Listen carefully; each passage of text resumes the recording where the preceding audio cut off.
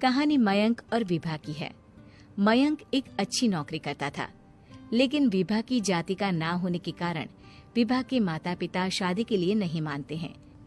पर जब दोनों अपनी मर्जी से शादी कर लेते हैं तो क्या है विभा, 6 साल हो गए हैं शादी को, लेकिन एक दिन नहीं गया कि तुम माँ पापा को याद कर परेशान नहीं होती। मैं कितनी कोशिश करता हूँ कि तुम सब भूल जाओ। कोई नहीं भूल पाता है मयंक, माँ पापा को कोई कैसे भूल सकता है। तभी सास का फोन आता है। मान लो विभा से बात कर लो, आज उसे अपनी माँ की बहुत याद आ रही है। बेटा विभा, मैं आ जाऊं? हम दोनों चलेंगे तेरे माँ पापा के पास। बोलो। ना माँ जी, वो आप लोगों को कुछ बोलेंगे तो मुझे और भी बुरा लगेगा। आखिर आप भी मेरी माँ ही तो हैं। अरे सुन लेंगे ना यार, कोई बात नहीं, बोलेंगे ही ना। चलो माँ, मैं फोन रख रहा हूँ। वो क्या है ना, आज विभा को लेकर डॉक्टर के पास जाना है। बहुत दिनों से इसके सर पर लगातार दर्द हो रहा है। अरे हाँ, ले जा बेटा, सर दर्द को हल्के में नहीं लेना चाहिए। वैसे भी ना बहू सोचती बहुत है। मयंक माँ का फोन रख देता है और दोनों कार से अस्पताल जाते हैं। लेकिन जैसे ही वो लोग अस्पताल जाते हैं, विभा को स्ट्रेचर में नर्स उसकी माँ को लेकर जा रही दिखती है। मयंक, माँ, मयंक वो मेरी माँ है। इतने सालों बाद देखी भी तो इस हाल में मैं उनके पास जा रही हूँ। अरे रुको, कहीं वो लोग तुम्हें देखकर और परेशान ना हो जाए, या फिर तुम्हें कुछ बोल ना दे विभा, तुम फिर परेशान हो जाओगी। मयंक कैसी बात कर रहे हो, वो माँ है मेरी। विभा पास खड़े अपने चाचा चाची से बात करने की कोशिश करती है, लेकिन वाह, तेरे जैसी बेटी जिसकी हो वो तो मर ही जाए तो अच्छा है। वैसे पार्क में पैर फिसला है तेरी माँ का, रीढ़ की हड्डी टूटी है। रिद्धि को चाची की बात का बिल्कुल बुरा नहीं लगता। शायद वो सुन ही नहीं रही थी कि चाची क्या कह रही थी। वो सीधे माँ के कमरे में जाती है। कौन है आप? ये मेरी माँ है, मेरा नाम रिद्धि। रिद्धि नाम है ना आपका? दर्द में भी ये आपका ही नाम ले रही थी। हाँ, ये सुनते ही रिद्धि का कलेजा मुंह में आ जाता है। ये वही माँ है जिसने कड़े शब्दों में ये कह दिया था कि अब तेरा मेरा रिश्ता खत्म। फिर रिद्धि का पति मयंक भी वहां आ जाता है।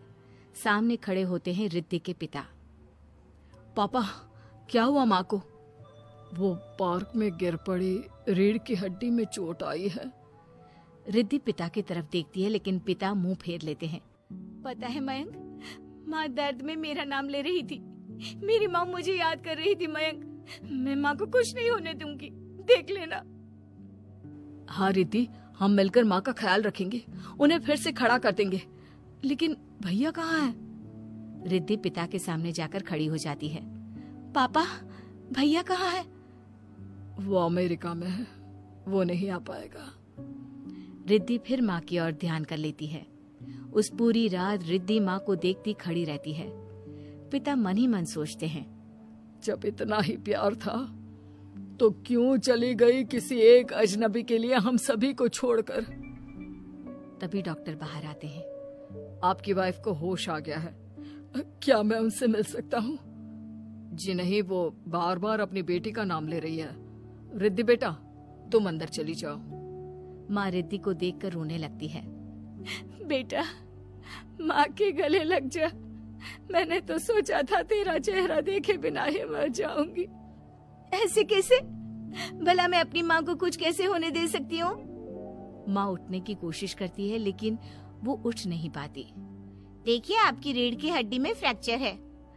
मुझे प्यास लगी है, पानी पीना है।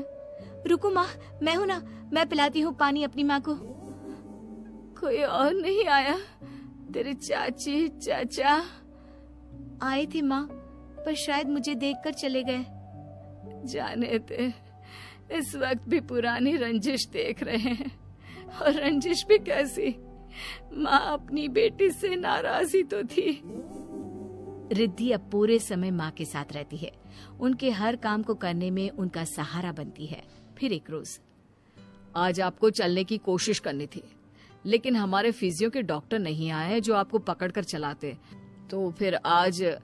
डॉक्टर साहब, मैं हूं ना, मैं माँ को चलने में मदद करूंगी। रिद्धि माँ को चलाती फिराती, उनके खाने पीने का ख्याल